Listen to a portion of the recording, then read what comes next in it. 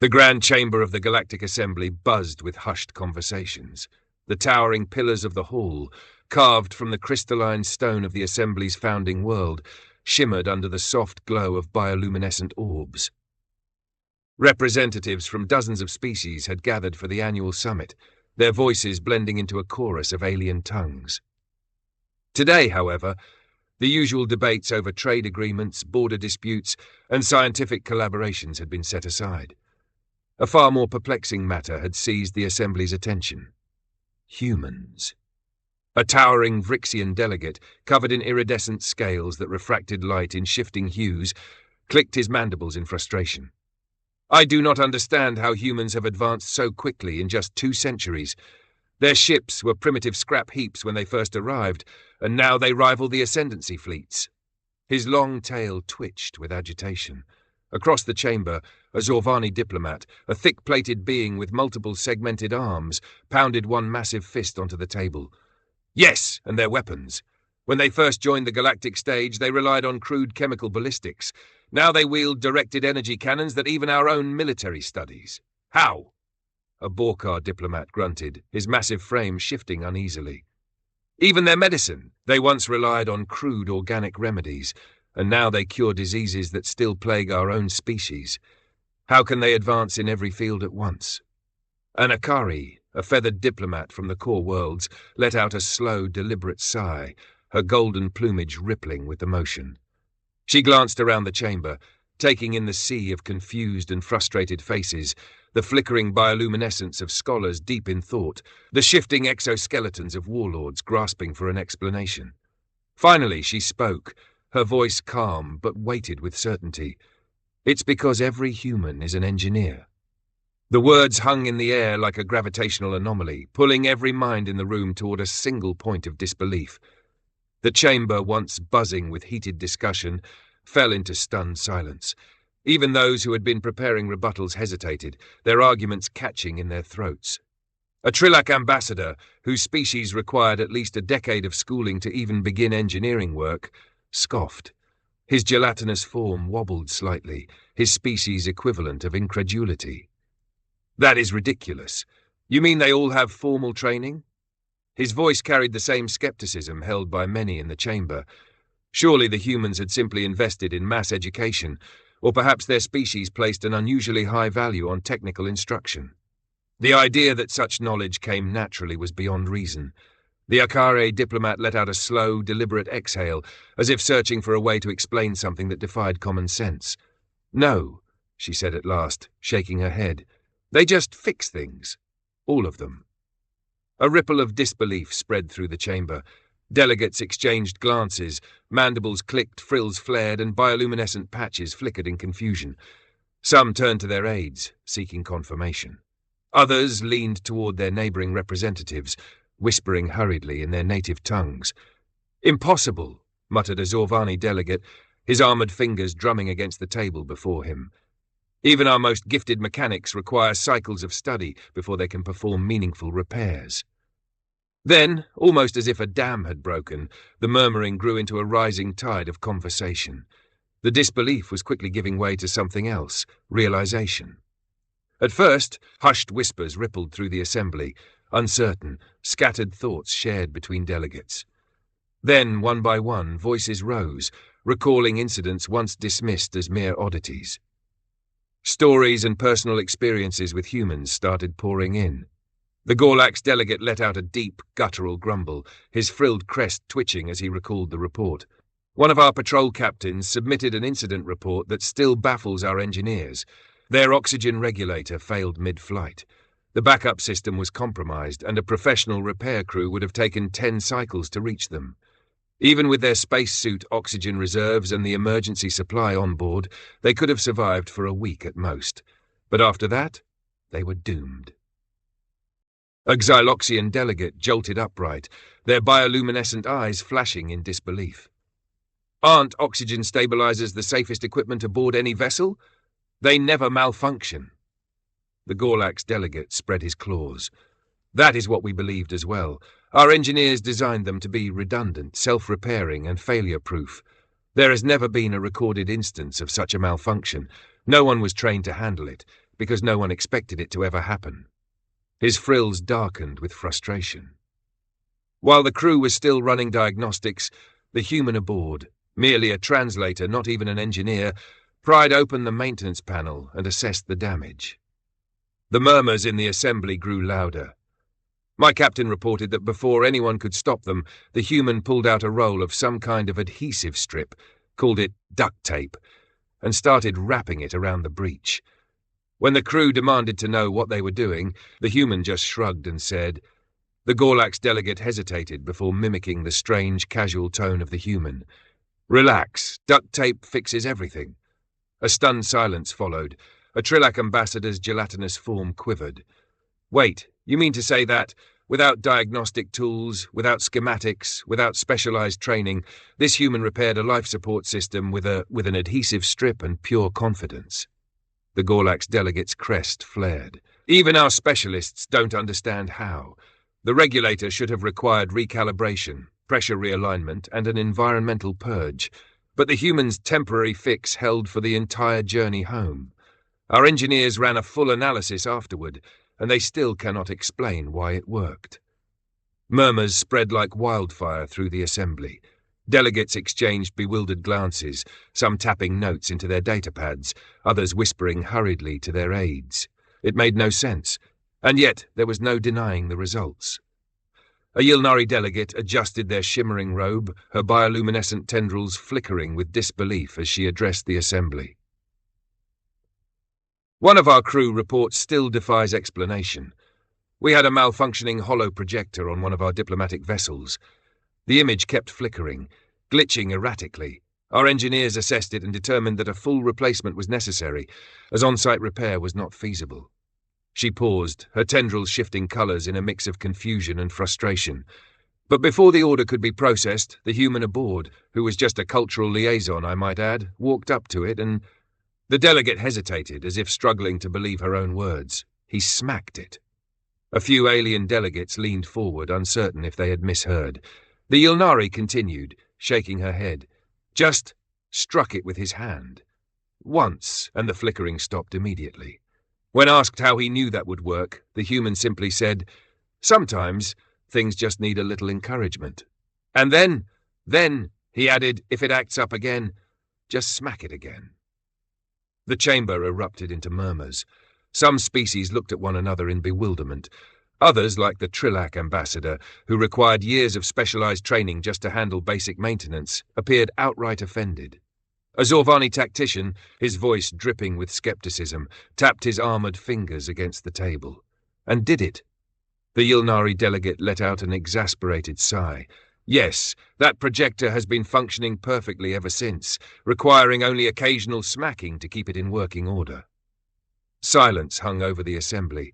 The Zorvani muttered, That isn't even science. You cannot just strike a malfunctioning device and expect it to start working again. That is not how technology functions. The Gorlax delegate grumbled, his frills twitching. But it did. The realization rippled through the room like a slow-moving shockwave. This wasn't an anomaly. This was a pattern. A reptilian delegate from the Zarthan Dominion leaned forward, his slit-pupilled eyes gleaming as he recounted a field report. During an uncharted planet survey, one of our teams encountered a severe atmospheric disturbance. Protocol dictated immediate activation of the emergency beacon to signal our vessel in orbit. He paused, his scaled fingers tightening on the edge of the assembly table. Problem?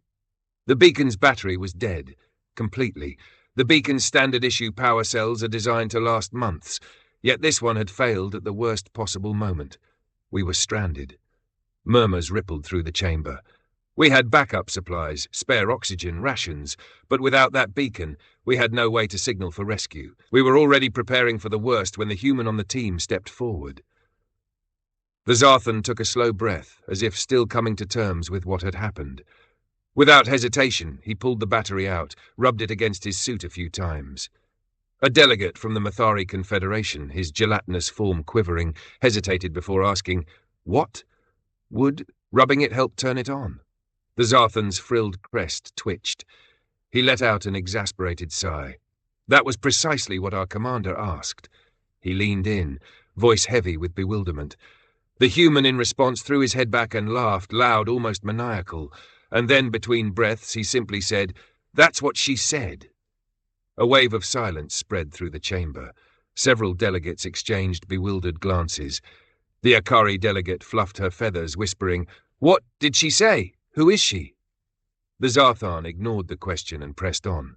Still cackling to himself, the human jammed the battery back in and pressed the activation switch. The beacon pulsed to life instantly. The silence held for a long moment before scattered murmurs erupted, whispers of impossible, unbelievable, and how. The Akari delegate fluffed her feathers in amazement. They revived a dead power cell with friction. A Zorvani tactician clicked his mandibles. Even our engineers wouldn't think of such a crude method. And yet... The Zarthan delegate shook his head, as if the memory still perplexed him. The beacon lasted just long enough for the rescue ship to arrive.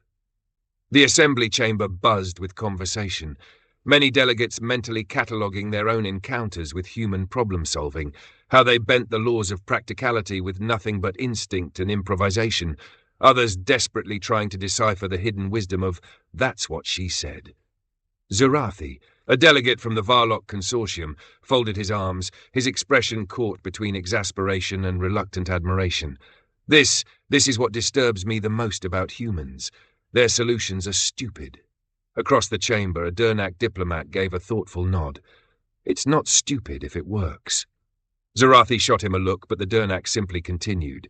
In fact, I have a story that proves it. The assembly turned toward the Trilak diplomat as he recounted the event. At Outpost 9, we suffered a power surge that blew a critical fuse in the station's main grid.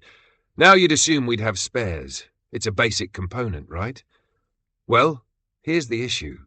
The outpost systems had multiple surge protectors and circuit breakers. A fuse failure was considered so unlikely that no one had ever thought to stock replacements in their carelessness. There were murmurs of concern. The fuses themselves weren't standard either. They were custom-built for the station's power grid, engineered for maximum efficiency, not easy replacement. When that fuse blew, our engineers had no choice but to shut everything down and wait for a supply vessel, which would take 2 cycles to arrive. He let out a sigh. Then the human technician stepped in. He grabbed a length of wire, stripped the insulation, and jammed it in place of the fuse. A horrified gasp swept the chamber. Zurathi looked appalled. That is beyond reckless. The Trilak held up a hand. That's what we said. But do you know what the human told us? The room leaned in as he mimicked the human's casual tone. Relax. The system already has multiple protection layers, circuit breakers, surge suppressors. The fuse is just an extra precaution. And look, I made the wire thinner than the original fuse, so if something goes wrong, it'll burn out first. Technically, this is safer now. Silence. Then, slow blinking from nearly every alien in the room, Zurathi ran a hand down his face. And did it work? The Trilak sighed. Perfectly. The system came back online instantly. The outpost functioned without issue until the proper replacement arrived. A Zorvani strategist clicked his mandibles in deep thought. Humans do not repair, they circumvent. Another delegate muttered, reckless, yet effective. A deep, unsettling realization settled over the chamber. Humans didn't just fix problems. They made problems irrelevant with whatever they had on hand. And somehow, it worked. The Sorthian delegate, his smooth, amphibious skin glistening under the chamber lights, let out a long breath. It happened with us too, aboard one of our small survey vessels. A minor issue, but an irritating one. One of the power relays wasn't connecting due to oxidation buildup on the terminals. A Zorvani technician tilted his head. Surely your engineers attempted standard deoxidation protocols? The Sorthian's throat sacs deflated in mild frustration. Yes, but such small survey ships, usually made for home navigation, are not fully equipped. Our specialized cleaning agents were in storage at the nearest supply station, a few cycles away. We had basic tools, but the relay needed deep oxidation removal. A Trilak ambassador leaned forward. Couldn't you have sent for an on-dock maintenance service? The Sorthian waved a webbed hand. We did, but the soonest available service was 2 cycles away. We didn't want to delay operations over something so trivial, but without a proper connection, the relay was useless. He sighed. Then, the human, a miner aboard our ship, stepped in. The chamber listened intently. He pulled out a canister of some earth beverage, dark, carbonated, bubbling like an unstable chemical mixture. Without hesitation, he poured it over the connectors. A soft murmur spread through the assembly. The liquid hissed and foamed, and before our very eyes, the oxidation just dissolved. The connection was restored instantly. Zarathi's frilled crest twitched. At this point, I no longer question it. I simply fear it. The Sorthian nodded slowly. Our crew just stood there, processing what we had witnessed. We have industrial-grade solutions for that kind of corrosion, and this human just used a drink. A feathered Akari delegate hesitated before asking, "And what did the human do afterward?" The Sorthian's expression darkened. He wiped the terminal clean, took a sip from the can, and said, "Cleanse corrosion, fuels my soul." The assembly recoiled in unison. The Vrixian diplomat rubbed his temples. "So, to be clear, humans consume substances that can dissolve metal buildup?" The Zorvani diplomat let out a thoughtful hum. "It explains much about them." Azarthan muttered, "Perhaps we should start analyzing human beverages as industrial-grade solvents." The assembly was still recovering from the absurdity of human beverages when another delegate, a broad-shouldered Drakari with bark-like skin, cleared his throat. "You think that was strange? Let me tell you about the mining crisis on Zark 4, he began, shaking his head. "Not a disaster in the usual sense. No cave-ins, no gas leaks. No, our entire mining operation was crippled by animal excrement." Several delegates exchanged confused glances. Finally, a Xyloxian clicked its mandibles. "Poop? Yes," the Drakari sighed. "The native fauna, the Vortak, would climb over our mining equipment and secrete a thick, sticky, glue-like substance. At first, we ignored it. Then it started clogging gears, jamming hydraulic lines, and coating ventilation units. If left untreated, it would harden into a rubbery, near-indestructible layer. It was everywhere." Murmurs of sympathy spread through the chamber. Any colony had to deal with unexpected challenges, but this sounded uniquely frustrating. Our engineers tried everything: solvents, abrasives, high-pressure steam. Nothing worked efficiently. The resin was resilient, soft and tacky at first, but becoming tougher over time. Eventually, our top researchers spent years developing a specialized cleaning agent. It worked, but it was expensive, slow, and required strict handling procedures. He let out a long breath. Then, one cycle, a human trader arrived at the colony. He wasn't an engineer, he wasn't a scientist. He was just there to deliver cargo. While waiting for clearance, he overheard our technicians complaining about the resin problem. The Drakari clenched his jaw. "And do you know what this human did?" The assembly waited. He shrugged and said, "Back on Earth, we just freeze gum to get it off sidewalks. Why not try that?" Silence. The Drakari exhaled sharply. Our lead researchers, our top minds, who had spent years developing a chemical treatment, watched in stunned silence as the human grabbed a canister of industrial coolant, sprayed it on a glob of resin, and then casually chipped it off with a stick effortlessly in seconds. Murmurs spread through the assembly, some of disbelief, others of amazement. "Our scientists were humiliated," the Drakari admitted, "not by the human, by themselves. They had spent cycles overcomplicating a problem that a common traveller solved in seconds with an offhand suggestion." He shook his head. "Now, every mining colony in the Drakari Federation stocks industrial coolant for resin removal. And humans, they just walk around like this is normal." Zarathi's frilled crest twitched. "If humans can fix problems this way, what else have we been overcomplicating?" The assembly had barely processed the last absurd tale when a wiry, deep blue-skinned Zivani delegate leaned forward, his bioluminescent eyes flickering in amusement. "You all speak of human ingenuity in crisis, but let me tell you about something far less dire, yet equally baffling." The others turned their attention toward him. It happened on Orvos 9, a diplomatic station shared by multiple species. The planet was going through a particularly brutal heat wave, and our Grand Assembly Hall, designed for optimal climate control, was failing. The environmental regulators were straining under the intense temperature, and the central cooling system was overheating. Some of the delegates exchanged glances. They understood the issue. Cooling units relied on external radiators to dissipate heat, but under extreme conditions, those radiators could become overwhelmed. Our engineers were baffled. The cooling network was already at maximum efficiency. The heat exchangers were working, but the temperature kept rising. No amount of recalibrations or thermal dispersion algorithms made a difference. We were preparing for emergency shutdown procedures. He let out a long breath before shaking his head. Then, one of the human envoys, a diplomat, mind you, not an engineer, walked outside, stared at the overheating radiator for a moment, and then just muttered, "Well, there's your problem." A few delegates leaned in, intrigued. "And do you know what this human did?" the Zavani asked, exasperated. Silence. He went back inside, rummaged through a storage room, and came back with a box fan. He placed it next to the outdoor radiator, turned it on, and walked away like nothing happened. The assembly chamber erupted into confused murmurs. Zarathi, still shaken from his own experiences with human problem-solving, squinted. "And that worked?" The Zavani delegate threw up his hands. Instantly, the overheating stopped, the cooling system stabilized, and within minutes, the entire hall was back to optimal temperature. The Zorvani's mandibles clicked in disbelief. But our engineers have studied advanced fluid dynamics, heat dispersion physics, The Zavani held up a hand. "I know. Our best specialists reviewed the situation afterward. Their conclusion? The human brute forced the solution with sheer simplicity. The system was efficient, but in extreme conditions, the heat exchange needed just a tiny boost.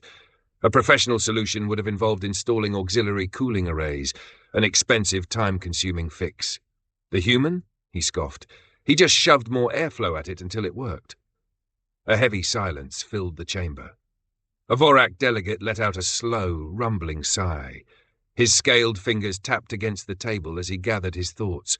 "I hesitate to share this, but I experienced something similar, personally." A few delegates leaned forward. "It happened just before a critical diplomatic negotiation," the Vorak continued. "A newly discovered species was joining the talks, and my universal translator was the only one updated with their language protocols. Without it, communication would have been impossible." One ambassador tilted his head and asked, "And it malfunctioned?" The Vorak delegate's spines twitched. "Not just malfunctioned. It failed entirely. Garbled speech, syntax errors, entire words missing. My technicians panicked. They told me the software was corrupted and required a full reinstall. That meant hours of delay, possibly jeopardizing the entire negotiation." A hushed murmur spread through the chamber. Zarathi exhaled. "And what did you do?" The Vorak delegate clenched his jaw. "I did nothing, because before I could, a human who wasn't even a technician, just a medic, leaned over and asked, 'Did you try turning it off and on again?' Silence. The Xyloxian diplomat, still recovering from the poop incident, groaned. "You didn't." The Vorak delegate lifted his hands. "The human did. Before I could stop them, they reached over, powered the device off, waited a few moments, and turned it back on." He let out a slow breath. "It worked. Perfectly. My technician, who had suggested a full software reinstall, dropped his datapad in disbelief, and I swear, in that moment, he questioned his entire existence and everything he had ever learned till now." The assembly stared, stunned. The Gorlax delegate whispered, "That doesn't even make sense." The Vorak delegate threw up his hands. "I know, but it worked." The Zelvoth delegate shifted uncomfortably. "I once heard a report from a deep space expedition. One of the human crew members noticed a crack forming in their helmet's visor." A murmur rippled through the assembly. A cracked mask in a vacuum was a death sentence. The delegate exhaled sharply. "Their solution? They just pulled out something called duct tape and sealed it right then and there." For a moment, no one spoke. Then an exasperated groan came from a Zarthon diplomat. "Duct tape? Again?" A Vrixian delegate clicked his mandibles in frustration. "Why is it always duct tape with them? It's like a primitive adhesive god." The Trilak engineer leaned forward, rubbing his temples. "At this point, I am convinced that if given the chance, humans would repair the very fabric of reality with duct tape." A heavy silence followed, before a quiet voice muttered from the crowd, "And somehow it would work." A Gorlax diplomat clenched their jaw. "Our warp drive was slightly misaligned. This required a delicate refitting and calibration process." They looked utterly drained. "The human just kicked it and said, 'There, realigned.'" The chamber recoiled. A diplomat gasped, "That's not how physics works." The Gorlax slumped. "Apparently it is." The chamber was silent, heavy with the weight of an undeniable, almost unsettling truth. The most advanced species in the galaxy, the greatest minds across countless worlds, had all gathered here, only to reach the same absurd realization. The Borkar delegate finally broke the silence, his feathers ruffling with unease. "It is true, these humans, they are all engineers." A murmur of agreement rippled through the assembly. "Engineers?" the Xyloxian tactician scoffed. "They do not follow the laws of engineering. They defy them. No calculations, no diagnostics, no proper procedures, just duct tape, smacking and flipping things on and off." He shook his head. "And yet, against all logic, it works." The Trillac engineer leaned forward, his mandibles clicking in deep thought. "Their methods are incomprehensible. How can something as simple as hitting a hollow projector or rubbing a power cell bring dead systems back to life? These solutions are not just orthodox. They are insulting to everything we know. They do not follow standard procedures. They do not require specialized tools. They will use whatever is available, no matter how absurd. And worst of all, it works." The Zarathi delegate, still reeling from the memory of the makeshift fuse, exhaled sharply. "Their technology is primitive, yet it refuses to fail. Their repairs are reckless, yet they hold. Their solutions are ridiculous, yet they work. Again and again." The Vrixian strategist spoke.